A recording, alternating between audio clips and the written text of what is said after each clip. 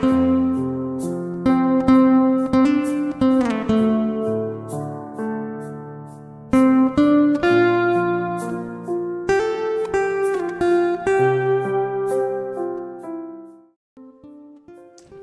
pagi Bapak Ibu Saudara. Kembali pagi ini kita bisa bersama-sama merenungkan kebenaran demi kebenaran. Mari kita siapkan hati dan pikiran kita. Kita berdoa yuk. Bapa di surga, terima kasih. Biarlah pagi ini kami mau hadap hadirat-Mu Tuhan. Kami mau duduk diam mendengarkan firman-Mu sehingga kami boleh mengerti dan melakukannya. Terima kasih, urapi mulut hamba-Mu ini Tuhan. Hanya di dalam nama Tuhan Yesus kami berdoa. Amin. Bapak Ibu Saudara, kita tahu bahwa manusia itu diciptakan sejak di Eden. Dari semula manusia itu diciptakan sudah memiliki kesadaran, kreativitas, jiwa dan roh. Ada tubuhnya. Artinya bisa memilih bagaimana harus hidup. Artinya punya pikiran, punya perasaan, punya kehendak. Ya. Nah, di dalam kesatuan manusia ini, manusia nggak bisa dipisah-pisah, saudara. Kesatuan, tubuh, jiwa, dan roh. Nah, di dalam kesatuan ini, rupanya manusia diberikan emosi. Itulah ciri kehidupan.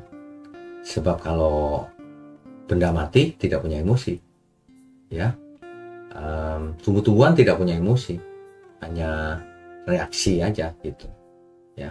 Nah, emosi ini bagian integral daripada manusia itu sendiri. Makanya Allah sendiri memiliki emosi. Emosi jangan diartikan marah-marah ya, bukan. Memiliki emosi. Apa itu? Contohnya, emosinya Allah itu sempurna dan kudus. Contohnya, Allah itu adalah kasih.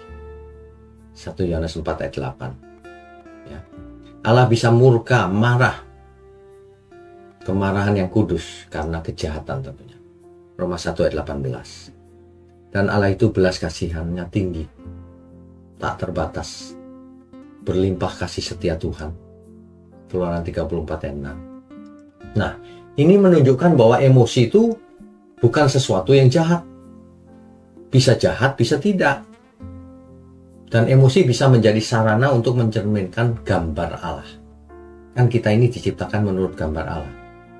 Jadi kalau lihat orang lain lihat emosi kita, bagaimana kita beremosi, maka orang akan terlihat ada gambar siapa di dalam hidup kita ini. Apakah gambar Allah ataukah gambar yang lain? Nah, itu saudara. Jadi emosi itu memang sesuatu yang diciptakan Tuhan dalam diri manusia juga. Contohnya, Tuhan Yesus sendiri memiliki emosi. Ia menangis, Yohanes 11 ayat 35. Ia marah kalau ada kejahatan, kalau ada kemunafikan. Ya, untuk mendidik, bukan marah untuk menghukum. Ya, ia marah di bait Allah ketika itu. Karena bait Allah dipakai oleh para pedagang yang memanfaatkan persembahan. Persembahan harusnya harganya berapa, dijual mahal, diakal-akalin terus gitu. Padahal rumah bait Allah adalah tempat penyembahan. Nah, makanya Tuhan marah. Matius 21 ayat 12.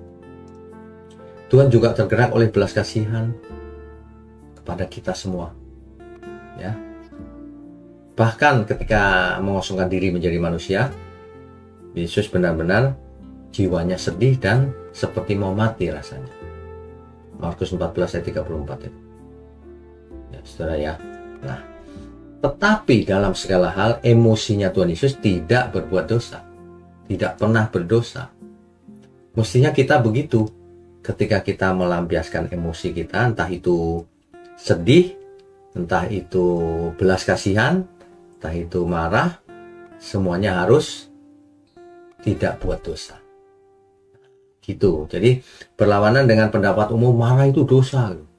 Justru dalam kondisi tertentu kalau tidak marah malah berdosa. Misalnya anak kita malas, tidak mau belajar. Kasih itu bukan berarti nggak apa-apa nak, bukan begitu.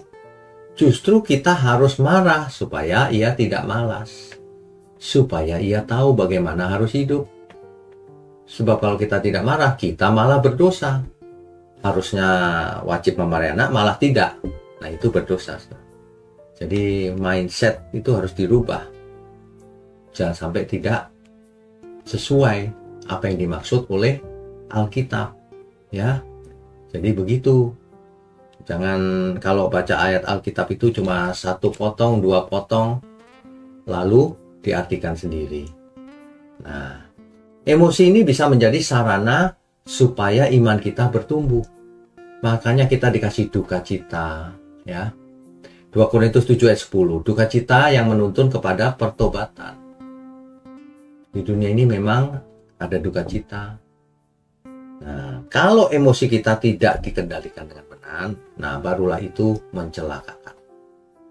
Orang bebal itu melampiaskan seluruh amarahnya, tetapi orang bijak meredakannya. Amsal 29 ayat 11 tuh, saudara. Ya. Jadi emosi kita itu harus dikendalikan, harus diarahkan, jangan dilampiaskan sesuka hati. Kan ada orang tertentu kalau marah itu dilampiaskan sekencang-kencangnya gitu. Nah, itu berdosa kalau itu. Kalau kita marah, meskipun kelihatan marah, tapi bukan emosi yang jahat. Tujuannya untuk mendidik. Tujuannya bukan mempermalukan di depan orang, tapi untuk mendidik. Gitu, saudara. Ya. Jadi jangan sampai kita memiliki kemarahan yang tidak terkendali. Iri hati, waduh itu merusak, saudara. Khawatir yang berlebihan. Emosi-emosi negatif ini harus kita kendalikan. Kita harus mengenali emosi apa yang ada pada kita. Dan bawa itu kepada Tuhan. Tuhan, kalau ada emosi yang jahat, biarlah aku lepaskan hari ini. Sekarang juga. Itu mestinya, ya. Jadi emosi jangan dihindari. Justru melalui emosilah kita belajar. Belajar memperbaiki diri dan sebagainya. Yang penting kita bisa membedakan manakah emosi yang baik dan manakah emosi yang jahat, kan begitu. Jika seseorang benar-benar hidupnya mulai berbuah, maka kita tahu kan buah roh itu apa? Kasih, sukacita, damai sejahtera. Nah, diperiksa saja melalui ini buah roh ini, saudara. Saudara ingat ya dulu Kain panas hati kepada adik. Nah, itu emosi yang negatif, saudara. Panas hati. Saudara kalau hari ini masih punya panas hati terhadap seseorang, itu emosi yang negatif. Saudara harus sadar itu. Jangan sampai emosi yang negatif itu lama-lama matang. Kejahatannya matang. Maka menjadi dosa yang membinasakan. Saudara jangan punya agenda sendiri, ya. Agenda kita itu agendanya Tuhan. Dalam hidup kita yang cuma sekali ini, mari kita persembahkan untuk Tuhan semuanya. Mari kita benar-benar serius mencari Tuhan, melakukan kehendak-Nya. Ya, mari kita memiliki emosi yang positif, yang baik di mata Tuhan. Mari kita bersih-bersih emosi yang kotor, yang tidak berkenan bagi Tuhan.